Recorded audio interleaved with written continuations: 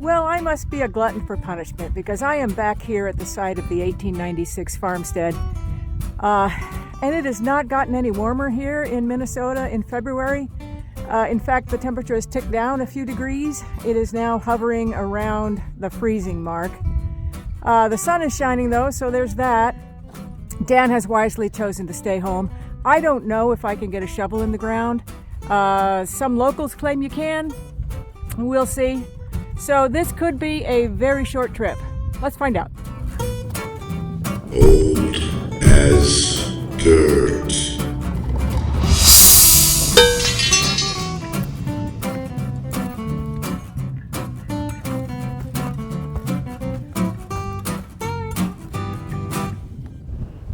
I'm going to use a different program today. I was on sensitive full tone last time. I think I will switch down to the fast program here and start in this heavy iron. So I always like to change the audio to a square tone, prefer high square, and then also want to take a look at the settings, past it, and look at the profile, because I like the high number, the big number screen. That's my preference. So other than that, I think I will leave the settings as they are, except turn down the iron volume so I'm not barraged with that. Reactivity at 3, that's fine for now. I might even bump it up to 4 because with the ground being as hard as I expect it will be, there's no reason to try to go for depth. Wouldn't be able to dig that deep anyway. So let's leave it there, see how it goes. Well, this is a 45, 49. You know, there isn't a lot of non-ferrous here. There wasn't when we were here the first time. So I tend to dig numbers that I might not otherwise. So let's see if we can even get a shovel in. Oh boy. Oh boy, that's hard. All right, this was nothing, but fortunately it was easy to get out. It's just almost looks like a piece of a canning jar lid or something. Well, as soon as I stood up and swung over the hole again, there was another signal, also in the 40s, but this is marginally interesting. I think it is the top of a salt shaker. So this was just laying on the surface. This part here is called a Haim leveler. This would have gone in the yoke, I think they would have called it, or the double tree that oxen team would wear when they were pulling equipment. This, I'm not sure what this part does.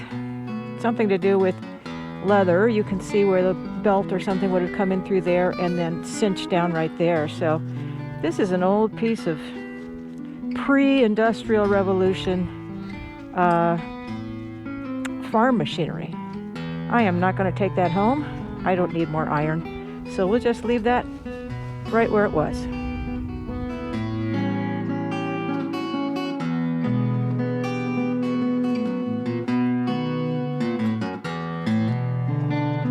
All right, here we have another signal in the 40s. Not too promising, but it doesn't sound very deep, so I'm gonna go for it. Yeah, not promising, and indeed it was not very good. This is just a piece of what I call mystery metal, just a piece of broken off something from something. All right, here we have an 85, and this is not far from where I found those 3 Indians, so this looks pretty good. Let's see what it is. Well, once again, hopes are dashed by another horse tack rivet. These things, I tell you, you find a lot of them in these farm fields, and they sound so good, and they turn out to be so disappointing. I think Dan and I hit this place pretty hard the other day when we were here because I'm finding very few non-ferrous targets. This one is a 63-64 Even down to a 62. Dare we hope for a nickel? Let's find out. Okay, this is a shell casing, unfortunately not a nickel.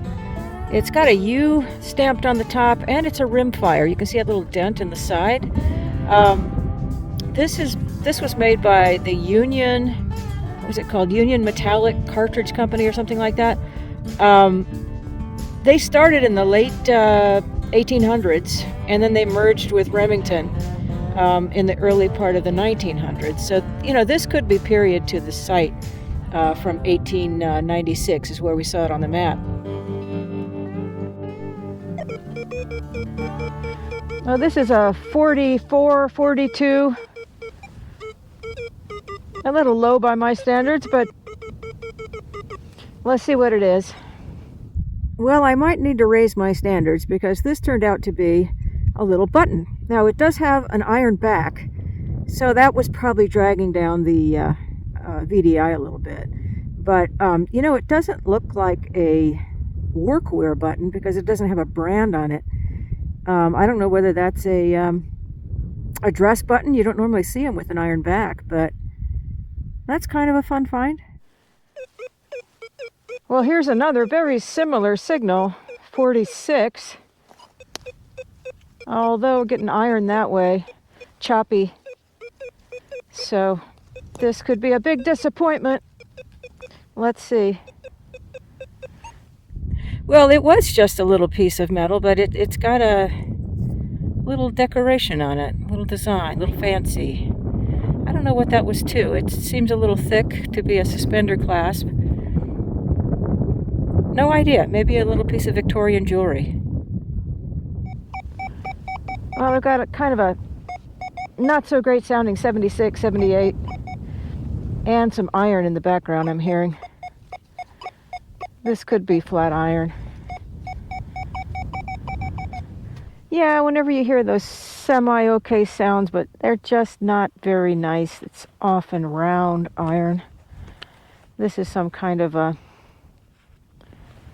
something off of a piece of motorized equipment, most likely. And it has a round shape there, so that sets the detector off and makes it think there's something good here, but it's not. Well, this might be the best signal of the day.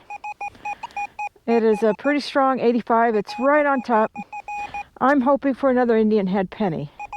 Kind of in the right area for it, so let's see. It's got a little bit of a blaring sound to it, so it may not be a coin. What is this? Well, this is truly a weird thing. We've got two square nails that have been stuck through some kind of a roundish, almost looks like the lid to something, but it's got little tabs on the side.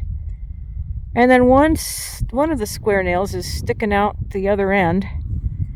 So I don't know what the heck this was supposed to be. Obviously utilitarian.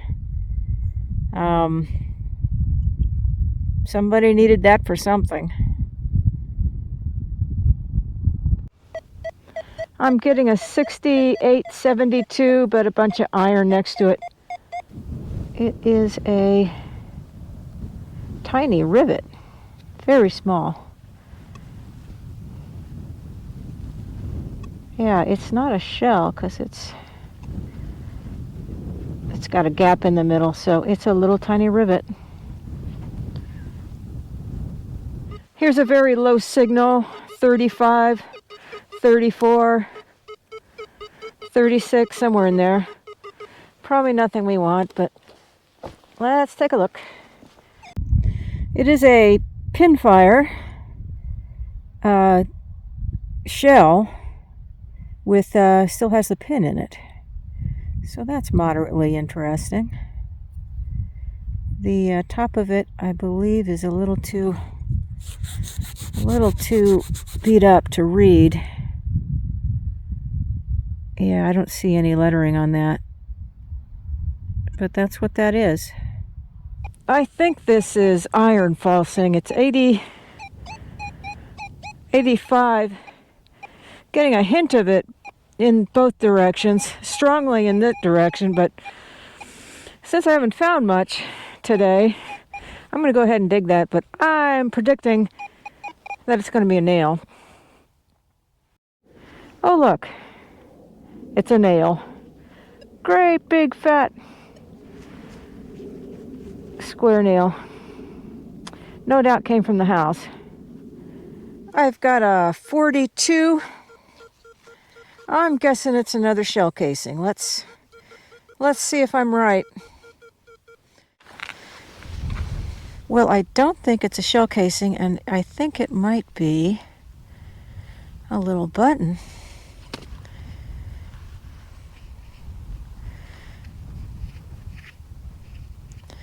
It's really thin. Yeah, it is a little button.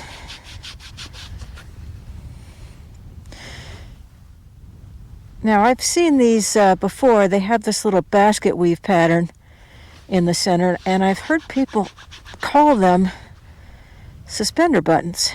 So I'm not sure about that, but these are common. I've found a number of these.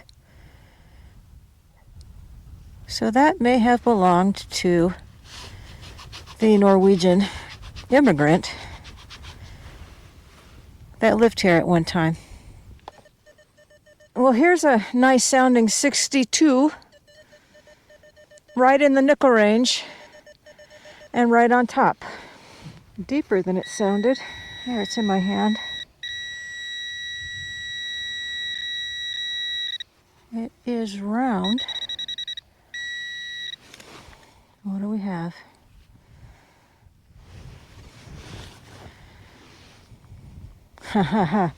It is a coin, I think. Oops. No, it's got a little concave side to it. So what is this? Some kind of button? Oh, this is a two-piece workwear or overalls button, and it's got some text on it. Engineer goal. Engineer goal?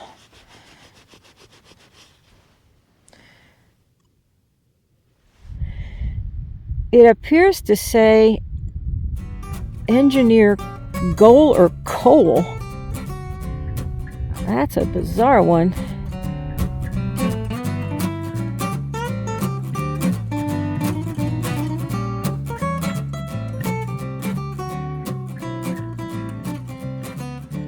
Got a pretty decent sounding 68 right there.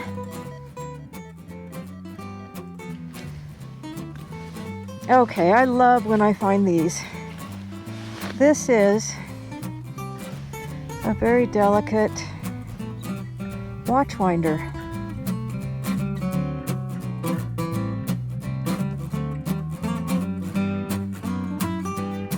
Well, this field was not quite as generous to me as it was the first time I detected it with Dan a few days ago. I found a handful of buttons and that nice watch winder, and that was about it.